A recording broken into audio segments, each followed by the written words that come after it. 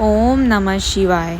सावन के इस पवित्र माह में कहते हैं कि शिव पुराण पढ़ाया जाए, सुनाया जाए, पढ़ा जाए या सुना जाए तो आपकी मनोकामना अवश्य पूरी होती है। तो आज हम शिव पुराण के तीसरे संहिता श्री शतरुद्र संहिता के पहले अध्याय पढ़ने जा रहे हैं। पहला अध्याय, शिव के 5 अवतार।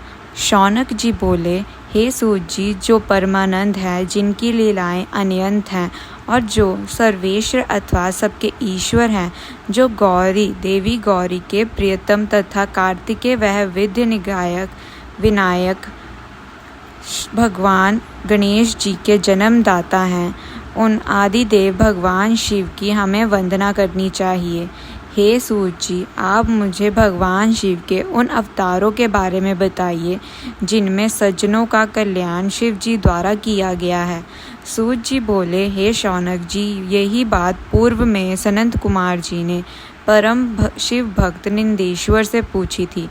तब निंदेश्वर ने भगवान शिव के चरणों का स्मरण करते हुए कहा, मुने, भगवान शिव तो सर्वव्यापक हैं और उनके असंख्य अवतार हैं।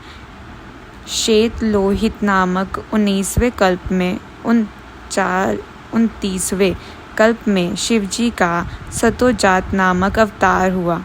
यही शिवजी का प्रथम अवतार कहा जाता है। उस कल्प में भगवान परम ब्रह्म का ध्यान करते हुए ब्रह्मा जी की शिखा से श्वेत लोहित कुमार उत्पन्न हुआ।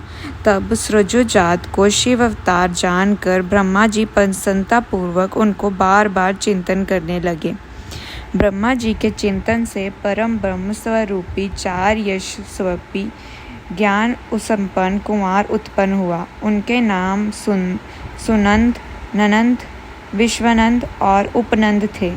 तब सतोजात भगवान शिव ने ब्रह्मा जी को परम ज्ञान प्रदान किया तथा इस सृष्टि को उत्पन्न करने की शक्ति उन्हें प्रदान की। तत्पश्चात रक्त नामक 20वां कल्प आया। उसमें ब्रह्मा जी का शरीर रक्त वर्ण का हो गया। इस प्रकार ध्यान करते हुए उनके मन में अचानक पुत्र प्राप्ति का विचार आया। उसी समय उन्हें एक पुत्र प्राप्त हुआ। उसने लाल रंग के कपड़े पहन रखे थे तथा उसके सभी आभूषण और आंखें भी लाल ही थी। तब उस पुत्र को भगवान शिव का दिया हुआ प्रसाद जानकर ब्रह्मा जी बहुत प्रसन्न हुए। उन्होंने भगवान शिव की स्तुति करनी आरंभ की। उस लाल वस्त्रधारी के विरज, विवाह, विशाख और विश्वमान नाम के 4 पुत्र हुए। तत्पश्चात वामदेव भगवान शिव ने ब्रह्मा जी को सृष्टि की रचना करने की आज्ञा प्रदान की। इसके बाद 21वां कल्प आया। इसमें ब्रह्मा जी ने पीले वस्त्र धारण किए हुए पुत्र कामना का ध्यान करते हुए ब्रह्मा जी को एक महान तेजस्विनी दीर्घ भुजाओं वाला पुत्र प्राप्त हुआ। उस पुत्र को ब्रह्मा जी ने अपनी बुद्धि से तत्पुरुष शिव समझा।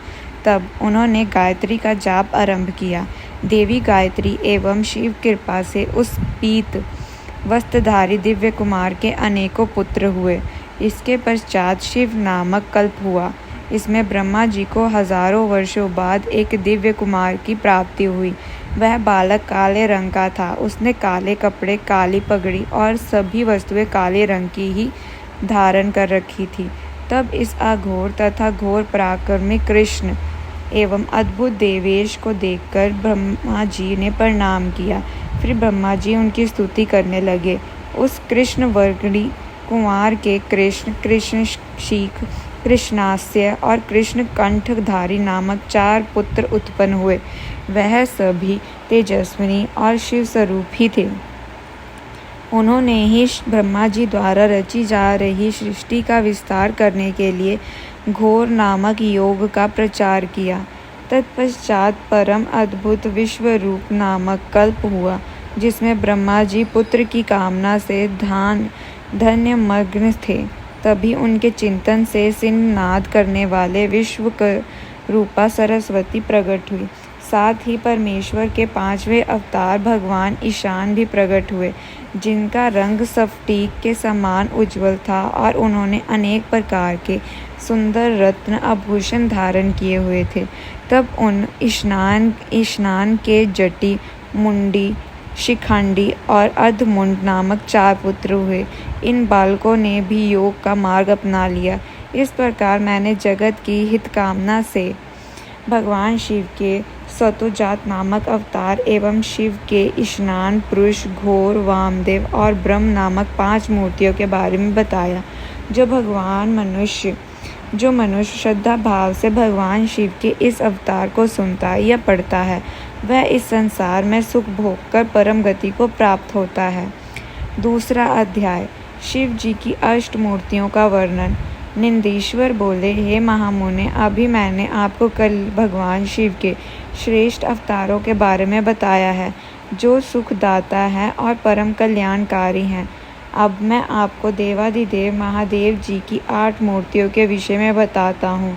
मुने, इस विश्व में भगवान शिव की प्रसिद्ध 8 मूर्तियाँ निर्मित हैं। श्रव्य, भव्य, रुद्र, उग्र, भीम, पशुपति, स्नान और महादेव। ये 8 मूर्तियाँ सूत्रमय मणियों की तरह पिरोई गई हैं। भगवान शिव की यह 8 मूर्तियाँ पृथ्वी, जल, अग्नि, वायु, आकाश, क्षेत्रज्ञ, सूर्य और चंद्रमा में अधिष्ठित हैं। शास्त्रों के अनुसार भगवान शिव का विशंभर रूप इस चराचर जगत को धारण करने वाला है। उन्हीं का भव रूप सलीलात्मक एवं समस्त जगत को जीवन प्रदान करने वाला है और संसार का पालन करता है एवं उसे चलाता है। इसी तीसरी मूर्ति का उग्र रूप है। महादेव जी के आकाशमत्य रूप को भीम कहते हैं, जिससे राज समुदाय का भेदन होता है। भक्त वत्सल्य भगवान शिव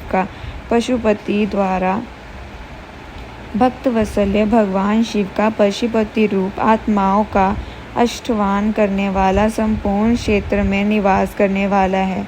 यही पशु एवं जीवों के पाश को काटने वाला है। महादेव जी का इस संसार को प्रकाशित करने वाला सूर्य रूप स्नान है और यहीं आकाश में फैला हुआ है। भगवान शिव का अमृतमय राशियों वाला तथा संसार को तृप्त करने वाला रूप महादेव के नाम से पुकारा जाता है। आत्मा देवाधिदेव भगवान शिव का 8वां मूर्ति रूप है और अन्य मूर्तियों की व्यापकता है। भगवान शिव के इस अष्टमूर्ति स्वरूप के कारण ही पूरा संसार शिवमय है। जिस प्रकार पौधे को पानी से सींचने से शिखाएं एवं फूल पुष्पित होते हैं, उसी प्रकार शिव स्वरूप से यह विश्व परिपुष्ट होता है।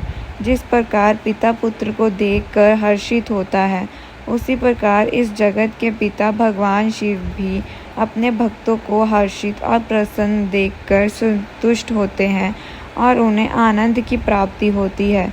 इसलिए हमें सदैव भक्ति भाव से उनकी प्रसन्नता हेतु कार्य करना चाहिए। तीसरा अध्याय, अर्धनारीश्वर शिव। नंदेश्वर बोले, जब ब्रह्मा द्वारा रची हुई इस सृष्टि का विस्तार नहीं हुआ, तब वह बड़े चिंतित होकर विस्तार के उपयोगों के विषय में सोचने लगे।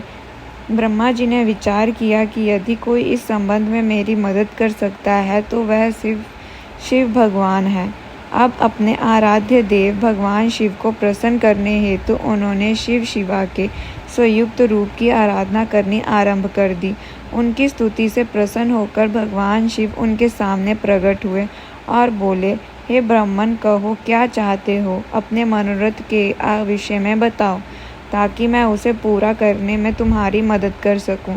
भगवान शिव के इस प्रकार के वचन सुनकर ब्रह्मा जी ने अपने दोनों हाथ जोड़कर भगवान शिव की स्तुति और बोले, हे देवाधिदेव महादेव शिव शंकर, आप तो अपने भक्तों के रक्षक हैं।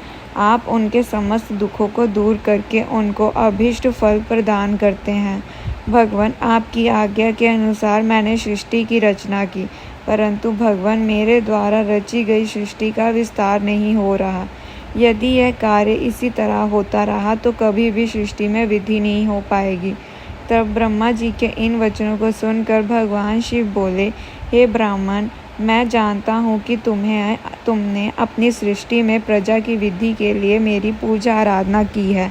यह कहकर शिव जी ने अपने शरीर से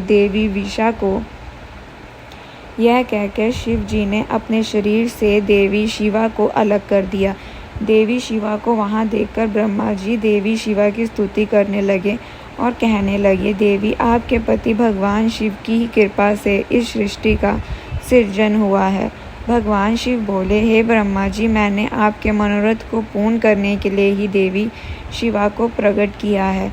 इस सृष्टि का विस्तार तभी संभव है जब मैथुनी सृष्टि की रचना हो, इसलिए तुम इस कार्य की पूर्ति करो। यह सुनकर ब्रह्मा जी भगवान शिव और शिवा दोनों की प्रसन्नता हेतु कार्य करने लगे। ब्रह्मा जी बोले, हे देवी, सृष्टि के आरंभ में आपके पति देवादिदेव भगवान शिव ने ही मेरी रचना की थी और मुझे सृष्टि की रचना करने का आदेश दिया था, जिसके फलस्वरूप मैंने अनेक पुरुषों की रचना की, परंतु इतना करने पर भी उनकी विधि संभव नहीं हो सकी। इसलिए माते, मैं अपनी प्रजा की विधि हेतु आपकी शरण में आया हूँ। प्रजा विधि तभी संभव है जब सृष्टि का निर्माण कार्य अर्थात वृद्धि स्त्री पुरुष के समागम से हो, परंतु तभी मैं एक नारी को प्रकट नहीं कर पाया हूँ। वह हे शिवे, आप मुझे नारी की सृष्टि करने की शक्ति प्रदान करें।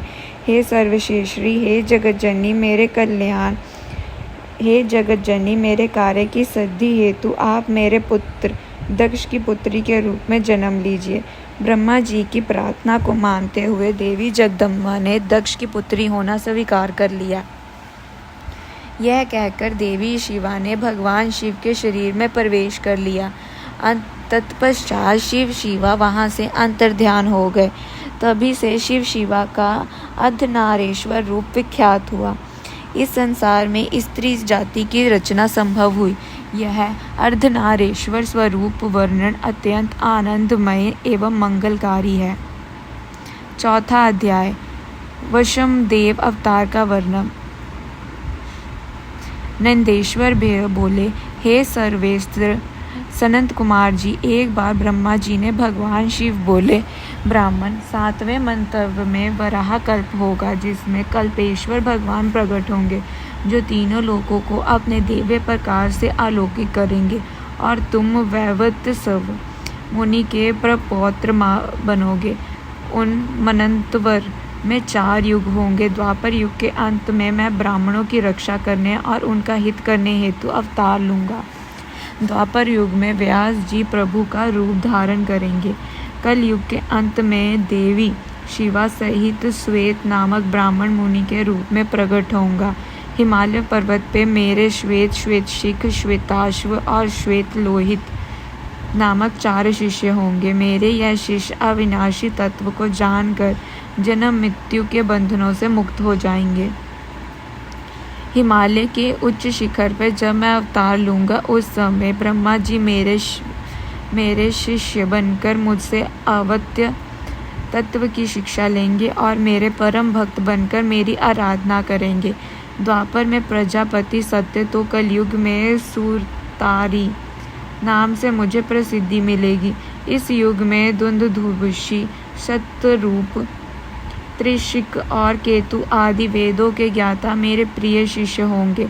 मेरे यह शिष्य ध्यान और यज्ञ के माध्यम से शिवलोक की प्राप्त करेंगे। द्वापर के 3रे चरण में व्यास जी भगवत के रूप में अवतारित होंगे और शिवलोक के पास दमन नाम से प्रसिद्ध होंगे। मेरे विशोकादि नामक 4 पुत्र व्यास जी के शिष्य होंगे, जिन्हें मैं दृढ़ निवृत्ति का उपदेश दूंगा। तत्पश्चात 4थे द्वापर में अग्निराज व्यास होंगे और मैं सुहोत्र नाम से प्रकट होऊंगा। मेरे 4 पुत्र होंगे और चारों महात्मा बन जाएंगे।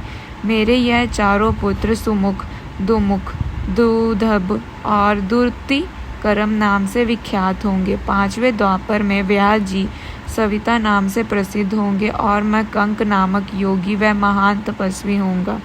तब मैं व्यास जी की सहायता करूंगा और उन्हें अर्थ मुक्ति के मार्ग का आश्रय दूंगा। 9वां द्वापर आने पर व्यास जी सारस्वत होंगे।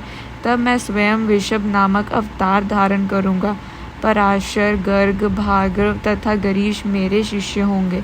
ये चारों शेष योगी होंगे और सदा योग के मार्ग का ही अनुसरण करेंगे। अपने वशंभ अवतार में मैं भद्रायु नाम के एक राजकुमार को जीवन दान दूंगा, जो कि विश्व द्वारा मर जाएगा। जब वह राजकुमार भद्रायु 16 वर्ष का होगा, उस समय मेरे अंश वृषभ ऋषि उसके घर जाएंगे। जब वह राजकुमार श्रद्धा और भक्ति भावना से उनका पूजन करेगा, तब वह मुनि उसे राज धर्म का उपदेश देंगे। उनकी पूजा अर्चना से प्रसन्न होकर वह मुनि भरदायु को दिव्य कवच, शंख तथा शत्रुओं का विनाश करने वाला खंड प्रदान करेंगे। यही नहीं, वह उनके शरीर पर अद्भुत भस्म लगाकर उसे 12,000 हाथियों का बल भी प्रदान करेंगे। इस प्रकार भगायु को अनेकों वरदान और दिव्य वस्तुएं प्रदान करने के पश्चात से वहां से चले जाएंगे। तब भगायु रिपुगणों को युद्ध में हराकर कीर्ति मालिनी नामक परम सुंदरी कन्या से विवाह करके धर्म पूर्वक राज्य करेगा। यही ऋषभ नामक नवा अवतार है। वृषभ चरित्र परम पावन, महान तथा स्वर्ग, यश और आयु प्रदान करने वाला है। 5वां अध्याय शिव जी द्वारा योगेश्वर अवतारों का वर्णन। शिव जी बोले, महा ब्राह्मण 10वें द्वापर में त्रिधामा नामक व्यास मुनि होंगे, जो हिमालय के उच्च शिखर पर भंगु नामक स्थान पर रहेंगे। उस अवतार में भी मेरे भंगु, बलवंधु, नरामित्र और केशु शंख नामक 4 तपस्वी पुत्र होंगे। 11वां द्वापर आने पर त्रिवत नामक व्यास होंगे और मैं कलिंग में गंगा के द्वापर में तप नाम से प्रकट होऊंगा और लंबोदर, लंबादर, केशलंब और प्रलंब नामक मेरे 4 पुत्र होंगे। यह चारों दीर्घवर्ती होंगे। तत्पश्चात 12वां द्वापर आएगा। इसमें शततेजा मुनि व्यास होंगे और मैं अंतरी नामक अवतार धारण करूंगा। उस समय स्वर्गीय, सवग्र, सम्रबुद्धि, साधक और श्रवक्र नाम के 4 पुत्र होंगे। यह महान योगी होंगे और निर्वृत्ति के मार्ग का अनुसरण करेंगे। 13वें द्वापर में व्यास धर्म स्वरूप नारायण होंगे और मैं गंधमादन पर्वत पर बाल खिलास्य आश्रम में जन्म लेकर महामुनि बलि के नाम से जाना जाऊंगा। तब सुधामा, कश्यप, वशिष्ठ और वीरजा मेरे पुत्र होंगे। वहीं 14वें द्वापर युग में व्यास जी दक्ष बनकर और मैं गौतम के रूप में अवतारित होऊंगा। तब अंतरी, वंशद, श्रवण और शविकष्ट मेरे पुत्र के रूप में जन्म लेंगे। 15वां द्वापर आने पर मैं हिमालय के देवशेष नामक पर्वत पर सरस्वती नदी के उत्तरी तट पर वेद शेरा का रूप धारण करूंगा।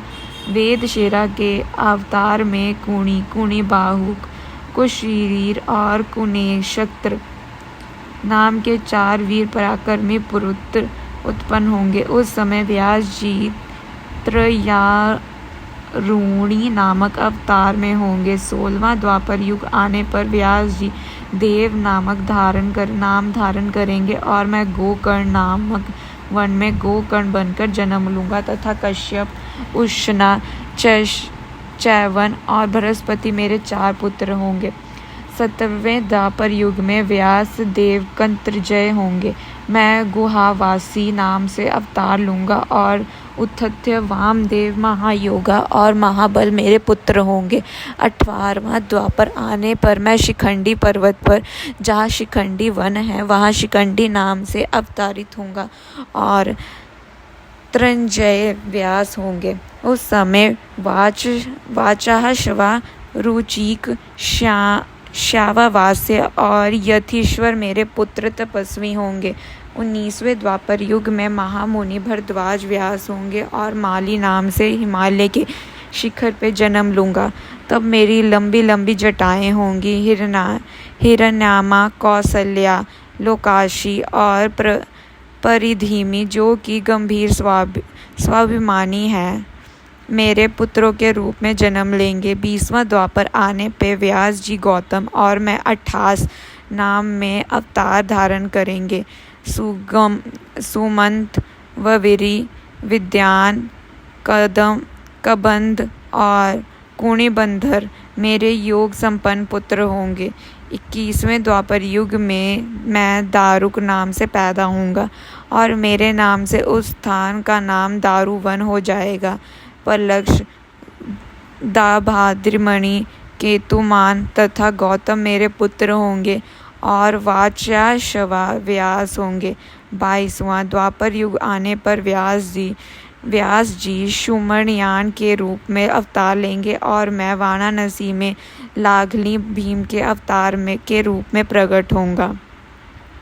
उस समय मुझे हलायुधधारी शिव का दर्शन सभी देवता करेंगे तथा भल्लरी, मधु, पिंग और श्वेत केतु मेरे पुत्र होंगे तथा वे धार्मिक रुचि रखने वाले होंगे। 23वें द्वापर में व्यास तृणाबिंदु मुनि होंगे। तब मैं कालिंजर नामक पर्वत पर श्वेत नाम से उत्पन्न होऊंगा और उरीशिक,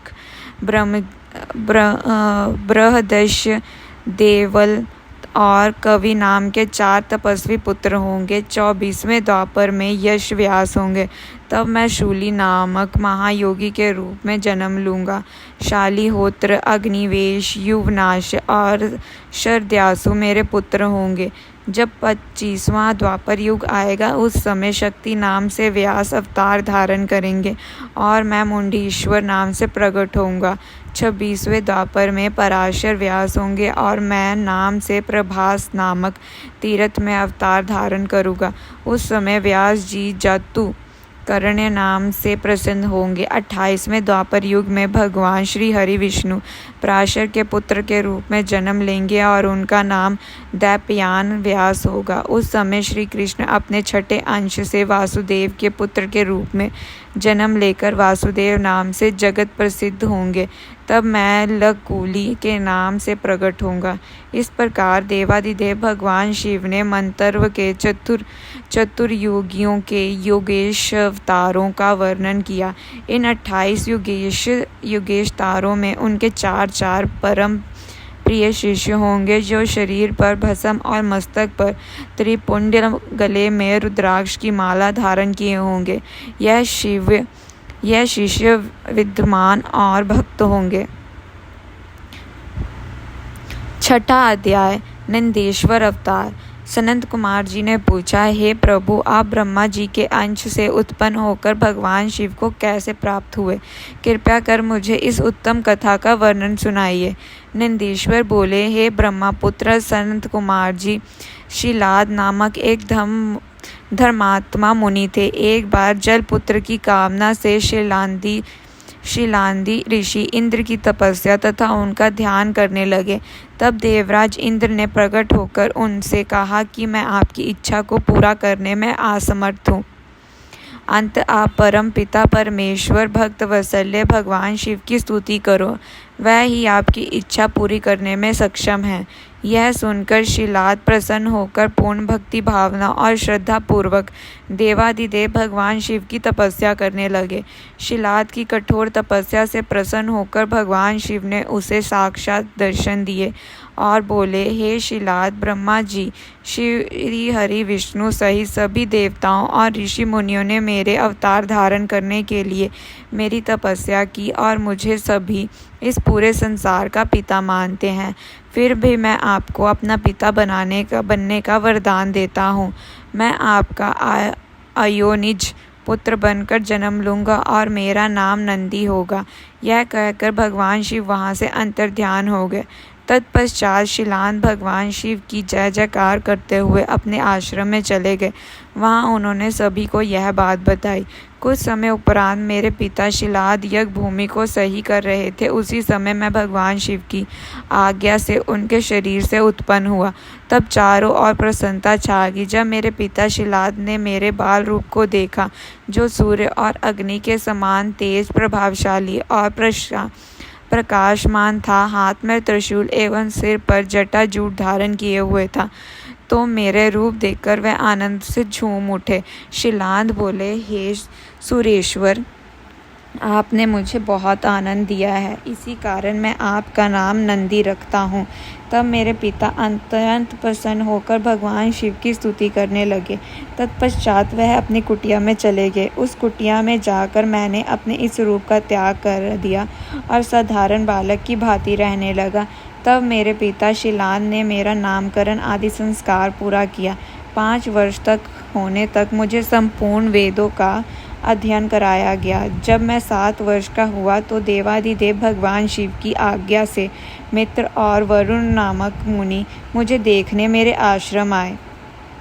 मेरे पिता शिलान ने उन दोनों को उत्तम आसन पर बैठाया और उनकी बहुत आवभगत की। तब वह दोनों मुझे बार बार निहारने लगे और कुछ देर पश्चात वह मेरे पिता से बोले, हे तात, तुम्हारा यह पुत्र इतनी छोटी आयु में ही सब शास्त्रों का ज्ञाता हो गया है, इसलिए इसकी आयु तो बहुत कम है, इसके जीवन का तो वो 1 वर्ष ही शेष रह गया है। तब उन दोनों की बातें सुनकर मेरे पिता शेलाद अत्यंत दुख से भर गए और रोने लगे। अपने पिता को इस प्रकार दुखी देखकर नंदेश्वर ने उनसे प्रश्न किया। वह पूछने लगे, पिताजी, आप किस कारण इतने दुखी हो रहे हैं? तब पिता शेलान ने मुझे मेरी अल्प आयु के विषय में बताया। तब मैं बोला, हे पिताजी, आप इस प्रकार दुखी ना हो। मुझे देवता, दानव, यश, गंधर्व, काल, यमराज या कोई भी मनुष्य नहीं मार सकता। मेरी अल्प आयु में मृत्यु नहीं होगी। मेरे इस प्रकार के वचन सुनकर मेरे पिता शेलाद ने पूछा कि पुत्र, तुमने ऐसा कौन सा तप किया है या तुम्हें ऐसी कौन सी शक्ति प्राप्त हो गई है जो तुम ऐसा कह रहे हो? तब मैंने कहा, हे पिताजी, मैंने भगवान शिव की आराधना और स्तुति से ही मृत्यु को दूर भगा दूंगा, आप चिंता मत करें। यह कहकर नंदी ने पिता शेलाद को प्रणाम किया और स्वयं वन की ओर चल दिए। 7वां अध्याय, नंदी को वर प्राप्त करना और विवाह वर्णन। नंदीश्वर बोले, हे महामुने, मैंने वन में जाकर घोर तपस्या करनी शुरू कर दी। मैं स्वच्छ मन और श्रद्धापूर्ण भाव से भगवान शिव के 3 नेत्र, 10 भुजाएं तथा 5 मुख वाले रूप का ध्यान करते हुए मंत्र का जाप करने लगा। मेरी दुकार तपस्या से अभिभूत होकर भगवान शिव प्रसन्न हो गए। तब भगवान शिव ने देवी पार्वती सहित मुझे दर्शन दिए। भगवान शिव बोले, हे शेलाद पुत्र नंदी, मैं तुम्हारी इस तपस्या से बहुत प्रसन्न हुआ हूँ। तुम जो चाहो मनोवांछित वर मांग सकते हो। तुम्हारी इच्छा मैं अवश्य पूरी करूँगा। देवाधिदेव भगवान शिव के यह उत्तम वचन सुनकर मैं उनके चरणों में गिर पड़ा और पुण्य उनकी स्तुति करने लगा। तब भगवान शिव ने अपने हाथों से मुझे ऊपर उठाया और बोले, हे वत्स नंदी, मेरे होते हुए भला तुम्हें मृत्यु भय कैसे? तुम अजर अमर हो और सदा मेरे गणनायक, मेरे होते हुए भला तुम्हें मृत्यु भय कैसा? तुम अजर अमर हो और सदा मेरे गणनायक बनकर रहोगे। मेरा प्रेम तुम पर सदा बना रहेगा और तुम मृत्यु को कभी प्राप्त नहीं होंगे। तुम्हारे घर पधारे वह दोनों मुनि मेरे ही भेजे थे, अतः अब तुम अपने शोक और चिंताओं को त्याग दो। यह कहकर भगवान शिव ने कमल के फूलों की माला अपने गले में से उतारकर मेरे गले में डाल दी। यह माला मेरे गले में पड़ते ही मेरे 3 नेत्र और 10 भुजाएं होंगी। तत्पश्चात भगवान शिव मुझसे बोले कि तुम और क्या चाहते हो? मैंने कहा, प्रभु, मैं आपकी सवारी बनना चाहता हूँ। तब महादेव शिव जी ने अपनी जटाओं से हार के समान निर्मल जल मुझ पर छिड़ककर कहा कि नंदी हो जाओ। तब उन परमेश्वर शिव की जटा से जड़ोटक, त्रिष्टोटा, विषम ध्वनि, स्वपरिदका और जम्बू नदियाँ बह निकली। ये 5 नदियाँ पंचदक नाम से जपतेश्वर नामक स्थान के पास बह रही हैं। जो मनुष्य इन 5 नद नामक नदियों पर जाकर प्रसन्न मन से भगवान शिव की उपासना करता है, उसे परम मोक्ष की प्राप्ति होती है। उसकी सभी कामनाएं भगवान शिव अवश्य पूरी करते हैं। भगवान शिव ने देवी पार्वती से कहा कि देवी, मैं नंदी को अपने गणों का अधिपति बनाना चाहता हूँ। शिव जी के वचन सुनकर देवी पार्वती बोली, प्रभु, मैं नंदी को अपना पुत्र मानती हूँ। तब भगवान शिव ने अपने सभी गणों को बुलाकर उनसे कहा कि मैंने नंदी को आप सब गणों का अधिपति बनाया है। भगवान शिव का यह कथन सुनकर सभी गणों ने प्रसन्नतापूर्वक उन्हें अपना स्वामी स्वीकार कर लिया। फिर सब देवताओं और मुनियों ने नंदी का अभिषेक किया। तत्पश्चात नंदी का विवाह मरुथो कि सुंदर दिव्य करना यशा से संपन्न हुआ। नंदी ने सपत्नीक परमेश्वर शिव को नमस्कार किया। महादेव जी ने नंदी को ऐश्वर्य संपन्न, महायोगी, महान धनुधारी, अजय और महाबली होने का आशीर्वाद प्रदान किया। देवी पार्वती ने प्रसन्नता पूर्वक नंदी से मनोवांछित फल मांगने के लिए कहा। नंदी बोला कि हे माता, मेरी सदैव आपके चरणों में भक्ति बनी रहे। यह सुनकर देवी पार्वती ने उनकी इच्छा पूर्ण की। तत्पश्चात सब देवताओं ने भी हर्षित मन से मुझे अनेक वरदान प्रदान किए। तब भगवान शिव से आज्ञा लेकर सब उनका गुणगान करते हुए अपने स्थान को चल दिए। महामुनि नंदीश्वर के अवतार का वर्णन शिव भक्ति बढ़ाने वाला और आनंदमयी है। इसे पढ़ने तथा सुनने से सभी सुखों की प्राप्ति होती है। 8वां अध्याय भैरव अवतार। नंदेश्वर बोले, हे सनंत कुमार जी, भगवान शिव के परम रूप भैरव जी हैं। एक समय की बात है, ब्रह्मा जी सुमेरु पर्वत पर बैठकर ध्यान में मगन थे। उस समय देवता उनके पास आए और उन्हें हाथ जोड़कर नमस्कार करने लगे। तत्पश्चात उन्होंने पूछा, हे ब्राह्मण, इस संसार में अविनाशी तत्व क्या है? कृपया कर इस विषय में हमें बताइए। तब भगवान शिव की माया से मोहित होकर ब्रह्मा जी बोले, हे देवताओं, आपकी प्रसन्नता के लिए मैं आपको उस अविनाशी तत्व के बारे में बताता हूँ। इन संसार में मुझसे बढ़कर कोई भी नहीं है। मेरे द्वारा ही यह संसार उत्पन्न हुआ है। मैं ही स्वयंभू अज ईश्वर, अनादि भोक्ता, ब्रह्मा और निर्जन आत्मा हूँ। मेरे कारण ही संसार प्रवृत्त और निवृत्त होता है। ब्रह्मा जी के इन वचनों को सुनकर वहीं बैठे भगवान श्री हरि विष्णु को बहुत बुरा लगा। तब श्री हरि ब्रह्मा जी को समझाते हुए बोले कि ब्राह्मण, तुम इस प्रकार अपने स्वयं की प्रशंसा ना करो, क्योंकि मेरी आज्ञा के फल स्वरूप ही तुम इस सृष्टि के रचयिता हो। इस प्रकार ब्रह्मा जी और श्री हरि आपस में लड़ाई करने लगे। दोनों ही अपने आप को बड़ा और दूसरे को निम्न समझ रहे थे। तब उन्होंने अपने को उच्च सिद्ध करने के लिए वेदों का स्मरण किया। फलस्वरूप चारों वेद वहां उपस्थित हो गए। तब ब्रह्मा जी और श्री हरि विष्णु ने उन चारों वेदों से अपनी श्रेष्ठता के विषय में पूछा। तब सर्वप्रथम ऋग्वेद भगवान शिव का स्मरण करते हुए बोला, हे ब्राह्मण, हे हरि, जिसके भीतर समस्त भूत निवित्त है और जिसके द्वारा सब कुछ प्रवृत्त होता है, जिन्हें इस संसार में परम तत्व कहा जाता है, वह एक भगवान शिव ही हैं। तब ऋग्वेद बोले कि उस परमेश्वर भगवान शिव की कृपा से ही वेदों की प्राथमिकता भी सिद्ध होती है। उन्हीं भगवान शिव शंकर को संपूर्ण ज्ञों तथा योग में स्मरण किया जाता है। तत्पश्चात सामवेद बोले कि जो समस्त संसार के लोगों को भरमाता है और जिनकी खोज में सदा ऋषि मुनि लगे रहते हैं, जिनकी क्रांति से सारा विश्व प्रकाशमान होता है, वह त्र्यंबक महादेव जी हैं। इस पर अर्थव्य बोल उठे, भक्ति से साक्षात कराने वाले तथा समस्त दुखों का नाश करने वाले एकमात्र देव भगवान शिव ही हैं। वेदों द्वारा कहे गए इन वचनों को सुनकर ब्रह्मा और विष्णु बोले, हे वेदों, तुम्हारे वचनों से सिर्फ तुम्हारी अज्ञानता ही झलकती है। भगवान शिव तो सदा नंगे रहते हैं और अपने शरीर पर सिर्फ भस्म धारण करते हैं। उनके शरीर पर जटा जूट वह गले में रुद्राक्ष है। वह सर्पों को भी धारण करते हैं। भला शिव को परम तत्व कैसे कहा जा सकता है? उन्हें परम ब्रह्मा किस प्रकार कहा जा सकता है? ब्रह्मा जी और श्री हरि विष्णु के इन वचनों को सुनकर हर जगह मूर्त और अमूर्त रूप में विराजमान रहने वाले ओंकार बोले कि भगवान शिव शक्तिधारी हैं, वही परमेश्वर हैं तथा सबका कल्याण करने वाले हैं। वह महान लीलाधारी हैं और इन संसार में सब कुछ उनकी आज्ञा से ही होता है। ओंकार की बातें सुनकर भी ब्रह्मा जी और विष्णु जी की बुद्धि में यह बातें नहीं आई और वह इस प्रकार आपस में लड़ते रहे। उनका विवाद खत्म होने का नाम नहीं ले रहा था। तभी उन दोनों के बीच में एक विशाल ज्योति प्रकट हो गई। इस विशाल ज्योति का ना तो आरंभ था ना ही कोई अंत। उस अग्नि की ज्वाला से ब्रह्मा जी का 5वां मुख जलने लगा।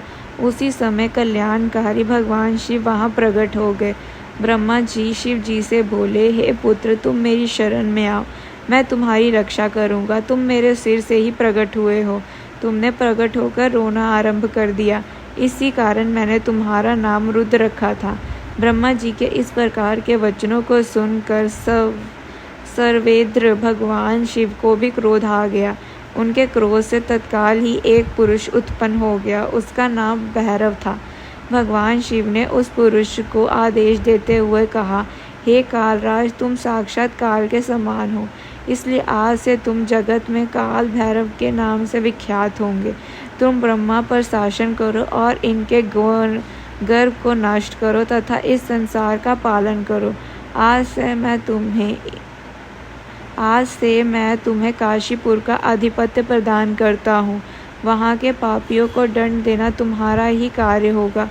वहाँ के मनुष्य द्वारा किए गए अच्छे बुरे कामों का लेखा चित्रगुप्त स्वयं लिखेंगे। भगवान शिव के इस आदेश को काल भैरव ने प्रसन्नतापूर्वक ग्रहण किया। तत्पश्चात उन्होंने अपनी बाईं उंगली के अग्रभाग से ब्रह्मा जी का 5वां सिर काट दिया। यह देखकर ब्रह्मा जी भयभीत होकर शतरुद्रीय का पाठ करने लगे। भगवान शिव की कृपा से दोनों के बीच का विवाद तुरंत समाप्त हो गया। पाठ करने लगे। उन्हें शिव जी का अपमान करने पर अत्यंत पछतावा होने लगा। भगवान शिव भक्त वत्सल्य हैं और अपने भक्तों का सदैव कल्याण करते हैं। उन्होंने ब्रह्मा जी और विष्णु जी को भी क्षमा प्रदान कर दी और वह सदा ब्रह्मा और विष्णु का आदर करें और पापियों को दंड प्रदान करें। 9वां अध्याय, भैरव जी का अभिवादन। नंदेश्वर बोले, हे सनंद कुमार जी, भगवान शिव का आशीर्वाद पाकर भैरव जी कालों के भी काल हुए। उन्होंने अपने प्रभु भगवान शिव की आज्ञा से कपालिक व्रत को धारण किया। काल भैरव हाथ में कपाल लेकर काशी नगरी की ओर चल दिए, परंतु ब्रह्म हत्या नामक कन्या उनके पीछे लग गई।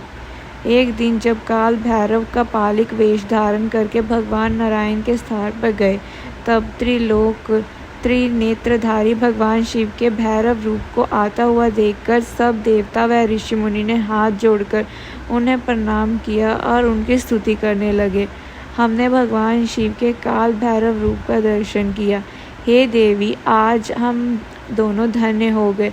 जो हमने हाथ जोड़कर उन्होंने प्रणाम किया और स्तुति करने लगे।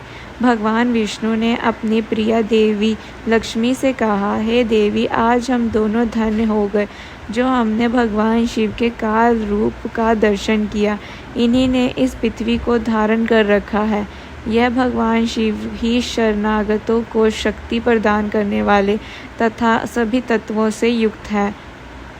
यह ही सब प्राणियों के अंतर्यामी और अपने भक्तों को सब कुछ प्रदान करने वाले हैं और उनकी कामनाओं को पूरा करने वाले हैं।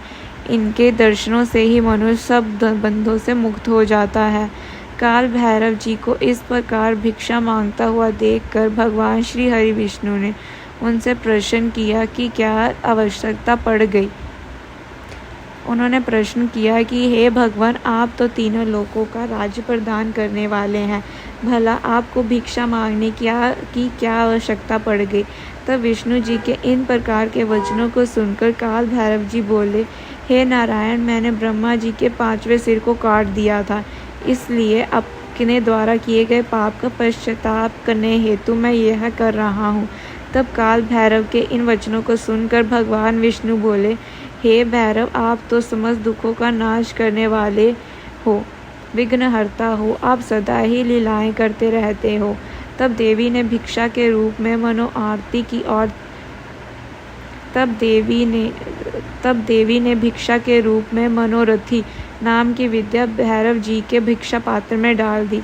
भिक्षा प्राप्त करके भैरव जी अन्य स्थान की ओर चल पड़े। तभी विष्णु जी ने भैरव जी के पीछे जाते हुए ब्रह्म हत्या को देखा और उनसे कहा कि वह शिव जी का पीछा छोड़ दे, परंतु ब्रह्म हत्या ने कहा कि इसी बहाने मैं शिव जी की सेवा करती हूँ।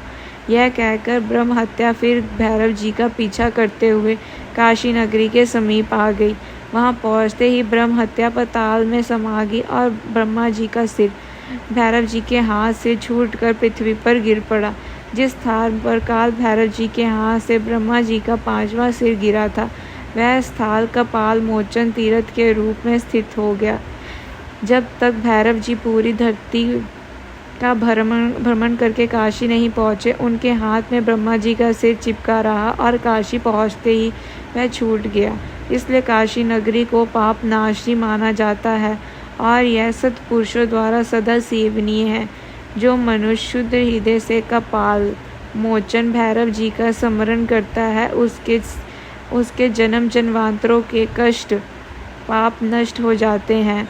कपाल मोचन तीर्थ में जाकर विधि पूर्वक पिंडदान और देव पितृ तर्पण करने से मनुष्य ब्रह्म हत्या के पाप से भी छुटकारा पा लेता है।